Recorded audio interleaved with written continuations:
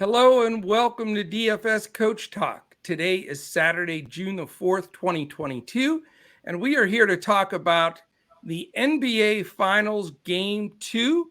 I am Joe Sarvati, affectionately known as Coach, and I am joined by two of the more talented DFS players, providers, lineup builders that I know, and that is Josh Crash Davis and Deb Lutz. Crash, how are you, sir?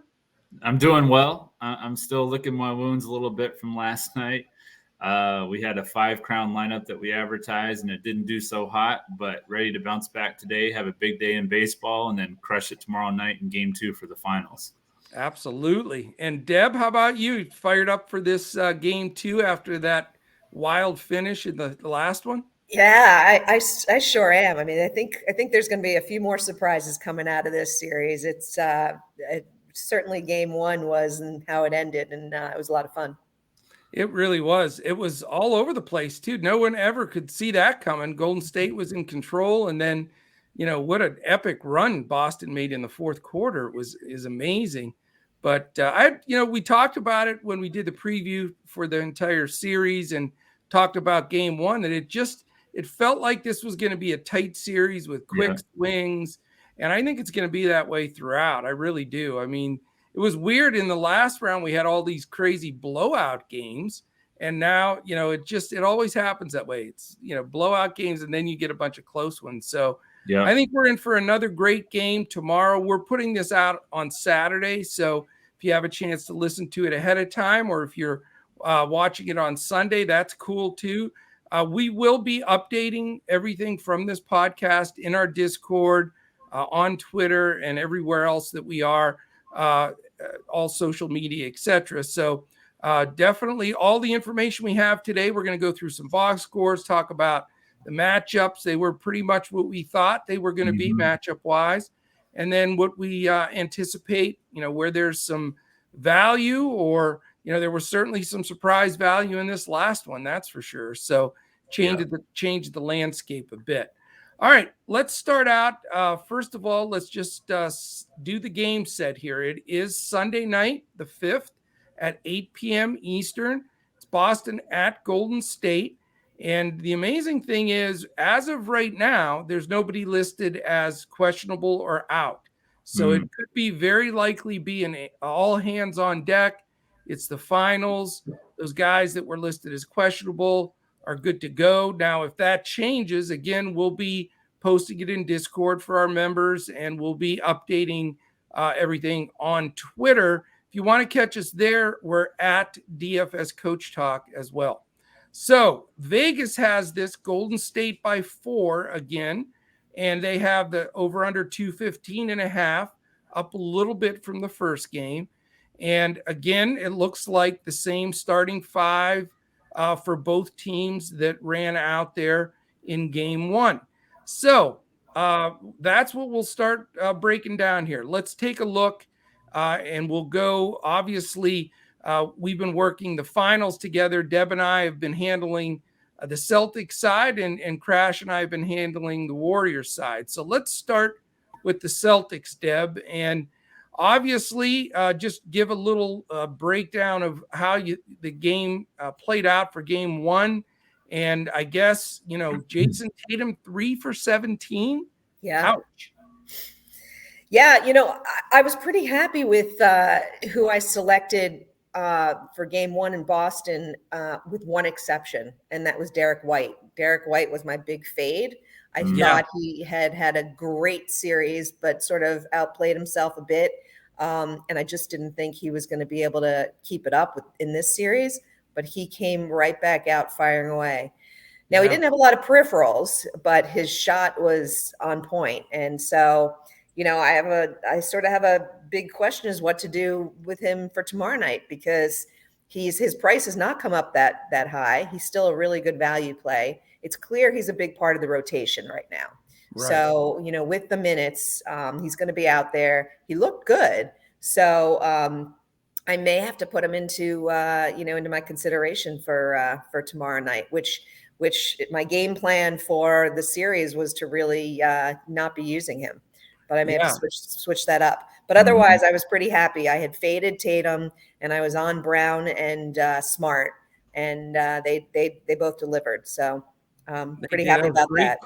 great calls there. I know. I remember we talked a little bit about Derek White, and my concern was the coach really did show a lot of confidence in him in the last series, and he started getting some extra minutes. But I didn't think he'd get 32 minutes.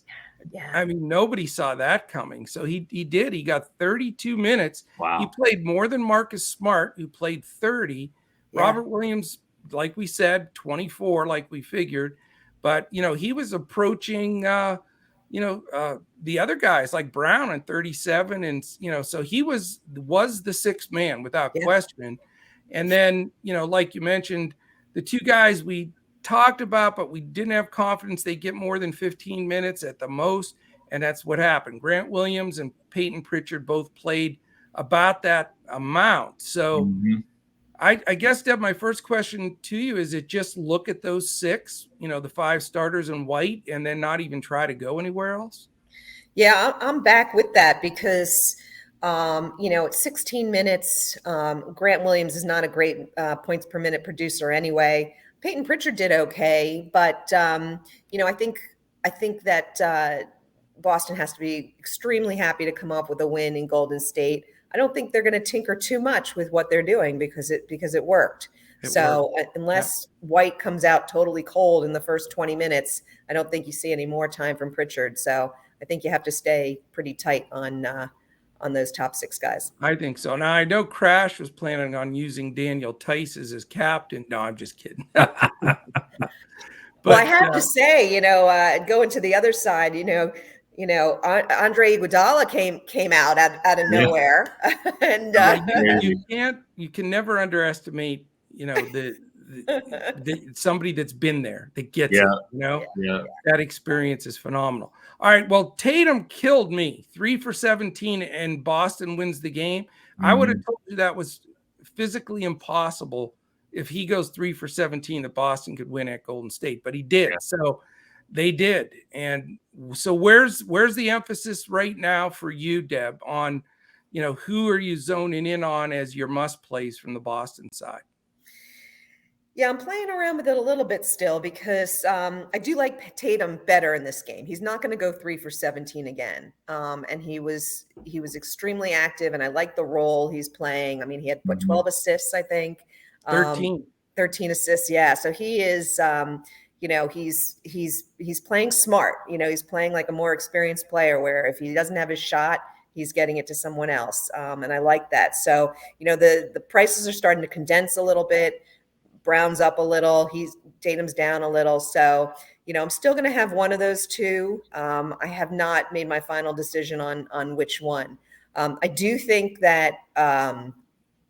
Golden State comes back in this game and wins this one. So I'm probably going to lean a little more heavily on the Golden State players overall. So that makes it, real tough to get in some of these Boston guys, because I continue to like Smart.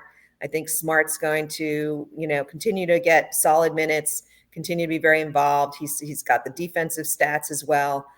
So I do like him. And, those are probably my either Brown or Tatum and Smart, and then probably White, given his pricing, are probably my top plays on Boston side. Yeah, and I'll tell you, I agree with you. I think Golden State definitely. I mean, they know they have to win this game, so I do agree. But I still like the Boston guys better because Golden State now, with some of their veterans playing, the Porters and the Iguodalas and everything, they're going 8 or 9 deep, even in the playoffs. Yeah. And to me, it looks as though Boston has 6 guys that they're counting on. And really, that's where you got to look. So I feel Boston may be the better side, win or lose in this game. What do you think, Crash?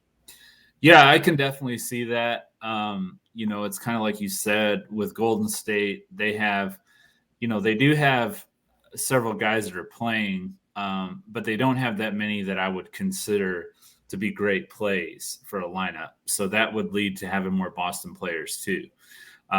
Obviously Steph Curry, I mean, he just came out of the gates just unbelievable. 6 threes in the first quarter. Yeah, that was nuts. Finals record. Ended up with 34 points, 5 rebounds, 5 assists, 3 steals for 56.3 DraftKings points. He's some brainiac faded him on this panel of 3. Yeah. I'm just saying they may have a gray beard. That's all. The only clue I'm going to give. I shaved last night. He may, he may not have the same kind of game that he had in game 1. Probably not, but I still like him as the top play on Golden State. It's not even that close for me. Klay Thompson continues to struggle against Boston. He had his 5th straight game where he didn't score 30 fantasy points. So crazy. I like Wiggins again. He had a decent game, 34.8 DraftKings points in game 1. His price didn't move on DraftKings or Yahoo at all, but for some reason on FanDuel, he dropped 2,000. So he went from 13,000 to 11,000 on FanDuel. So he's a must play for me for Golden State. And then, the guy that we talked about, we thought he might struggle in the, matchup with the size that Boston has and everything, was Kevon Looney. Not only did he get 9 rebounds, but a lot of those were offensive rebounds. So he was really making an impact when he was out there. The game script kind of got away from him late in the game, so he didn't get to play. But him and Draymond Green both made some impact in the paint that I didn't expect them to make. So Draymond and Looney are in play for me. Wiggins and Curry, those will be the 4 guys that I like for Golden State. We talked a little bit about it on the first podcast when we did the preview, and I still think you saw that towards the end of the game. And I think as the coaches, tighten up here and play gets even more intense as the series goes on, I still believe you're going to see them go small. I think, Robert Williams is only going to play a certain amount of minutes anyway, and Kevon Looney as well. And I think you see Horford and Draymond at the centers, and they all go small a lot more as the series goes on. So keep that in mind as you're making your lineups. I think a lot of people are going to go to Looney now. They're going to be confident in him. And I get it, but I'm not going to go there yet. I still think the game goes smaller. Yeah. And I'm going to try to fit in the guys, that I think are going to be in there in crunch time down to the wire. Also want to mention too, it's been a pattern through the year. It's not just been a one-off where Jason Tatum will have just a horrific game. I think the one game, if I'm not mistaken, he was 0 for 16, something like that. And there was another game he was 1 for 17. Like, he doesn't stop shooting. They just don't go in. But the pattern has been that he follows up with just a kick-ass game then. Usually it's, 0 for 16 and then 12 for 15 or something insane. So I'm not giving up the ship on Tatum. No. Like Deb pointed out, 13 assists, man, that's pretty stat. They're going to respect that, and he's going to get an extra, little area maybe to get that shot up, feel a little bit more confident. Once you see a couple go in, shooters just forget about it real quick. So I think Tatum's still going to be my main play there. But the key for me is going to be, how do I fit the guys in price-wise? And there are some decent price guys. But, again, talk me off the ledge here, guys. You can tell me, how can I make it work without having to go to a desperation Iguodala, Pritchard, whatever? And, so you have that praying for that last guy in, or, is there a way that somebody big's going to have to get faded and you can still play the guys that are going to get 30 minutes? What do you think, Deb? I think it can be done. I mean, it depends on the site, right? Between DK and FanDuel. DK, obviously, you have to pick the right guy at the top. But I certainly think it can be done. Now, can you put the top 3 guys in your lineup, Tatum, Brown, and Curry? No way. Yeah. But I think you can do it with Curry and Tatum. I really like Porter. I picked him last time, and I'm going to go with him again. I think he fills in a really nice slot as that value guy who is going to get 25 plus minutes. I think they liked the way he played in the first game. I'm guessing my big loser in the first game was Poole. I thought Jordan Poole was going to, coming up on the second team, I thought maybe he would have a really nice game. and he didn't. Yeah. Now, Golden State has to realize Curry needs his wingman. He needs either Poole or Clay to have a big game in order for them to win. He can't do it all by himself against this Boston team. You're not going to get the offense from a Draymond or a Looney. So it's got to be one of the other Splash Brothers. And I'm going to fade Poole. I'm not sure that Boston has the size and the speed, and I just don't think that he's going to be able to get it done. And he has not looked good at all in the past 2 series. So tomorrow night, my money is on Clay. I think Clay has to come through. He's been there before. He's not playing great, but I think they figure out a way to get him a little more spacing, and he gets up some more shots. He did score 15 in the last game. I think he gets over 20 in this game, and I think that's how Golden State wins. And so he's going to be, someone that I play around with maybe at the top to try and get in some of those other guys. Yeah, no, I mean, it makes perfect sense. And this is a good spot. Let me review real quickly the minutes played and the shot attempts, because this does paint a good picture, because the game was close throughout. Neither team had given up, really. They both went on runs. But, the thing with Clay that we talked about is he's a volume shooter. Yeah. You got to get him a minimum of 15 to 20 shots if you want anything out of him. He got 14, not quite enough, to get there. Curry did. He got 25 shots up. That's what you want. Get 14 threes going. I mean, you get Clay at that volume, he's going to produce. So I'm with you there. And Clay and Curry played, and Draymond all played 38 minutes. So they went with their game plan. It was as we anticipated. And, it's hard to count out any of those 3 guys because they're going to be the 3 main guys. Wiggins played great, I thought. 8 for 15 from the field. He got more shots up than Thompson. 35 minutes. Got some rebounds for you, a steal and 3 blocks. I mean, Wiggins, moved ahead of Poole for me, and I thought it was going to be close. But if you remember, we talked about in that beginning is who's going to lose the minutes here. We know Poole has to come off the bench, and with Porter coming back from injury and Iguodala coming back from injury, that's 35 minutes and 32 seconds that they ate up combined, and a lot of that's going to come from Poole. So I'm with you, Deb. I think Poole's somewhat the odd man out, but my concern would be exactly what you said. If Clay's not hitting, they need Poole in there, and he'll get some shots up. So he's not going to be a scratch off for me, but I agree with you, in that sense. So, I mean, it's all about Wiggins, Green, Thompson, Curry, and then Poole as the cheaper guy. If you trust him, a lot of people will go to Porter. Remember, he only got 5 shots up in that game. He just happened to hit 4 of them, and guess what? They were all threes.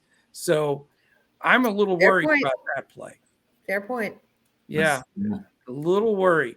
On the Boston side, guys, it was Tatum is 3 for 17, led them in minutes by a lot. He played almost 42 minutes. So that's a good sign. The Jalen is expected 38 minutes, basically. Certainly 23 shots, though, for Jaylen Brown. If you tell me Jaylen Brown's going to get over 20 shots every game, he's hard not to roster because he's active everywhere else. He's doing a little bit of everything else. So, I'm tempted to go Brown over Tatum. I really am. Horford, he showed up. I got to give him credit, man. 33 minutes, 9 for 12, 6 threes. And I mean, that's quite a performance. And considering that we know we're going to get limited action from Robert Williams, really Grant Williams, Daniel Tice, they're non-factor. So, you know what? Horford is the real deal here. And, he's played well throughout the playoffs, especially in that Milwaukee series. He showed up for this one. He knows this is his shot, and he's toward the end of his career. I really like Horford, guys. The guy that I'm sour on is Robert Williams. They said they're not going to play him more than like 20 minutes, 25 at the very most. And I believe it now. Yeah. And it's just too painful to sit there and watch him sit on the bench when you need, just minutes. Right. So I'm a little sour there, but I'm with you guys on Smart and Derek White. I mean, at Derek White's price, he may be the highest owned guy on the slate. Yeah. I mean, it's possible. Yeah, he might be. Yeah, but because there's nobody else that got minutes other than those top 6 again. Right. Yeah. So I don't know. Where are you leaning then if for your main go-to like 100% lock washer Boston guy, Crash? Tatum. I mean, you mentioned it briefly. You kind of jumped into my prize picks a little bit because I was going to talk about the games, the specific games where Tatum struggled and then bounced back against Miami and Milwaukee both. But yeah, I totally expect him to have, 30-point game, probably 50 to 60 fantasy points. I think he's going to be the top scorer on the slate. And I think that, in the first game, everybody outside of Tatum pretty much played well for Boston. And so, Tatum did struggle in the first game, but if everybody else doesn't play the way they did in the first game and they rely on Tatum more, then that could backfire and that could play right into Golden State's hands. So that's kind of what I'm thinking is going to happen. I expect Tatum to play very well and the rest of the guys to regress. So interesting. Okay. All right. Well, why don't we go into our prize picks? We could talk a little bit about those as well. That help us zone in on the main guys that we're playing. Cause I still have a few decisions to make. And that's the tough part. I mean, I guess I'm finally to the point where I'm going to give in and say, all right, I have to roster Curry. And I've been trying to get around it and it has not worked. So, I don't want the Fredo kiss of death here and it goes 2 for 18 from 3, but I just don't see how I can stay away from Curry any longer. Mm-hmm. He is the heart and soul of that team, period. There's no doubt about it. Yeah. So I'll just start off and be dumb coach here. The guy that I faded last time is the guy that I'm going to go back to. And the weirdest part about it is I think I'm going to take PRA. I know it's nuts because I've faded him all total, but I love the way he's playing. Clay is not the same Clay. He's good, but he's just not the same Clay. And so I'm going over Curry, 39.5 PRA. They know they have to win this game or they're probably going to lose the series. And so there you go. You're supposed to forget about yesterday. So I'm right there with you, believe me. There you go. Go ahead. Crash, go ahead. Okay. So I'm doing the same thing. I talked about Looney the other day and how I didn't like his 9.5 rebound prop. Well, I'm taking the over at 8.5. He got 9 about midway through the third quarter in game 1. And like I said, the game turned a little bit and he didn't get, as much play in the fourth quarter and stuff. But I like the over at 8.5. He's averaged 11 and basically 11.5 rebounds in his last 5 games, 11.4. So I like the over at 8.5. I was hoping they would move it down, and they did. They moved it down a full point from 9.5. So I like the over at 8.5 rebounds. That's a fair number, no doubt about it. Deb, what do you have? So I think it's Clay's night tomorrow. So I'm going with a projected fantasy score over 29. Nice. That's a fair number. That's pretty low. I was pretty surprised. I thought it would be. I had got him projected over 30. So. Yeah. Well, as Crash said, though, he's had trouble getting to that number. But again, I agree with you. He's a big time player. He usually shows up in the game 6s or whatever they makes a big fuss about. Yeah. But, this has to feel like a game 6 to them. You can't go back to Boston 0-2. No, they need him tonight. There's no question. I think that's a smart play. I'm going to go the old man, Al Horford. I like this number. Rebounds and assists over 11.5 because he's such an adept passer. And the way he's hitting the 3, they're going to come out and guard him more. And he will find the open guy or the cutter. And they have some guys that do really well at that, with Tatum and Brown and company and Smart. Yeah. They'll take the open gap if you go out and defend a guy like Horford in the paint. Yeah. Yeah.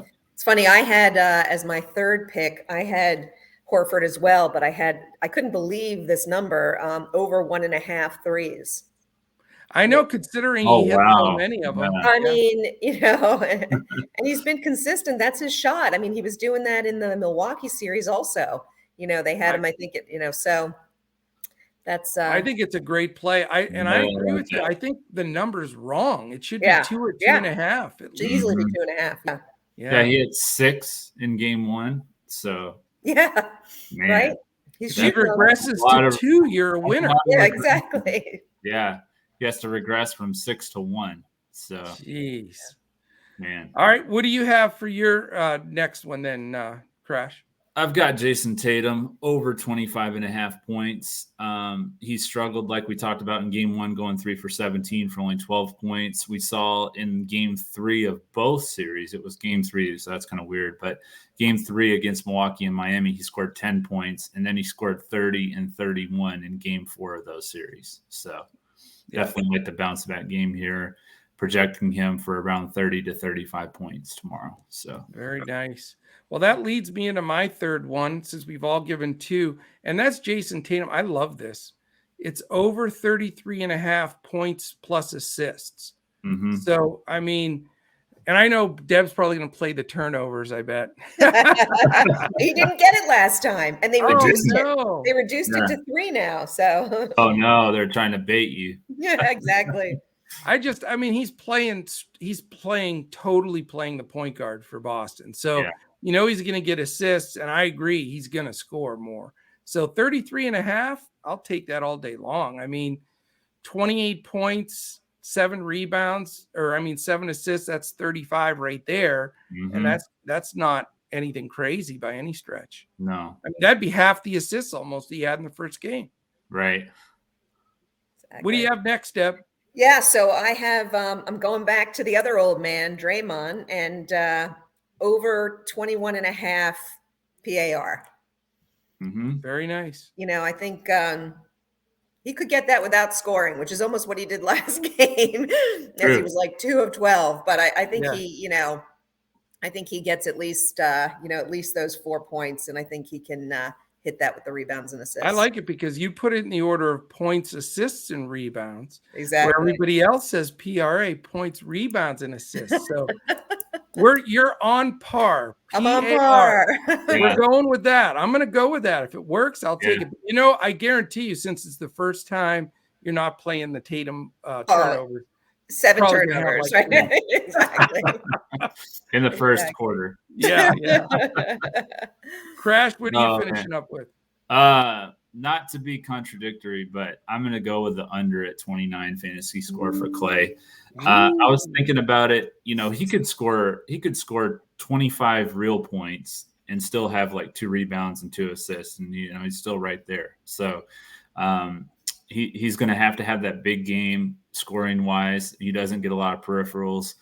He's been held below 30 in 5 straight games against Boston. I'm just going to go with that trend and take the under. So we've got me going under and Deb going over.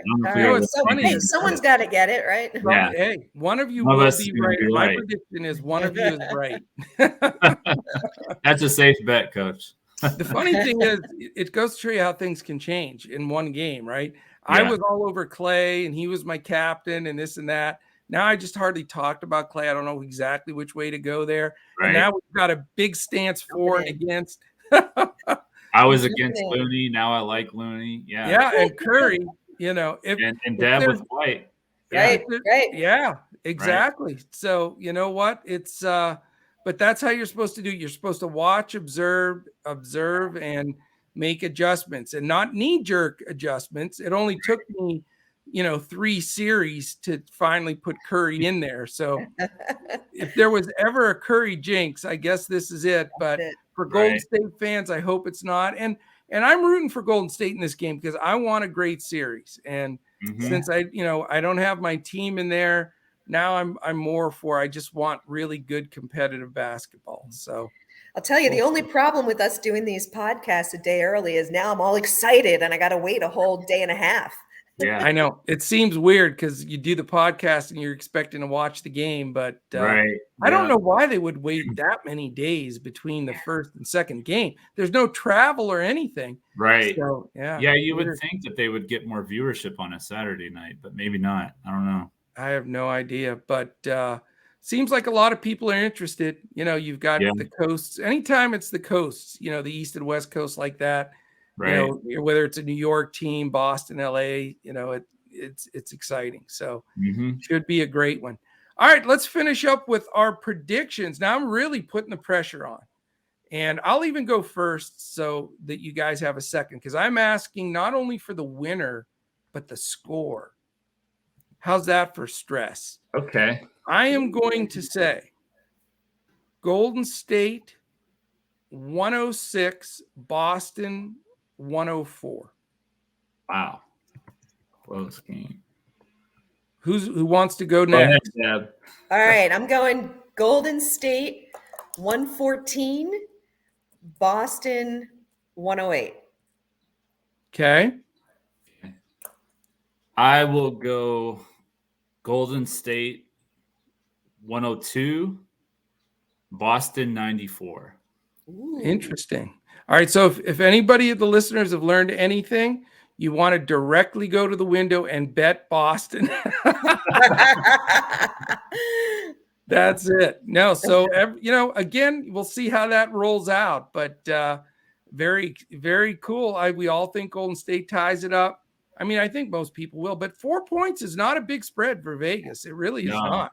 It's really So not. Vegas is scared of Boston because I think, there'll be more money on Golden State. I wouldn't be surprised if that spread moves to 4.5 for sure, but we'll see. It should be a very competitive game.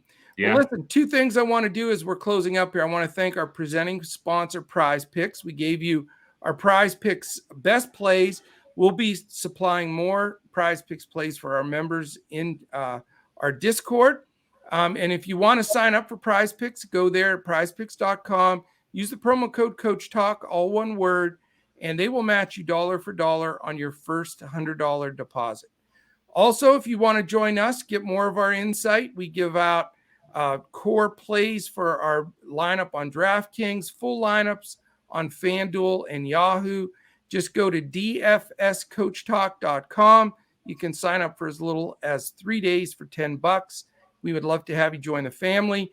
You can follow us all on Twitter at DFS Coach Talk. If you want to see us individually on Twitter, DM us or whatever. Deb, let them know where you're at. Yeah, Deb Lutz 33. Deb Lutz 33. Was Larry Bird number 33? He was. I did that. That's a sign. Crash, what do you got? JP Davis, 1982. There you go, 1982, the year of my graduation from high school, Crash. So I do. You can old shame me anytime you want. I get it. And I am at Joe Sarvati, so you can catch us all there. Also on the way out, if you're watching this on YouTube and if you stayed with us till the end, we appreciate it. Quick thumbs up, hit that alarm button in the upper corner so that you know when our podcast posts, and then certainly hit the subscribe. This way, subscribe and hit the alert. You'll know when all of our NBA, MLB, and PGA podcast posts. All right, my friends, I really appreciate both of you on this beautiful Saturday. We've got today some tremendous baseball going on. We've got MMA going, and you can join us tomorrow for baseball. Then we've got the NBA game.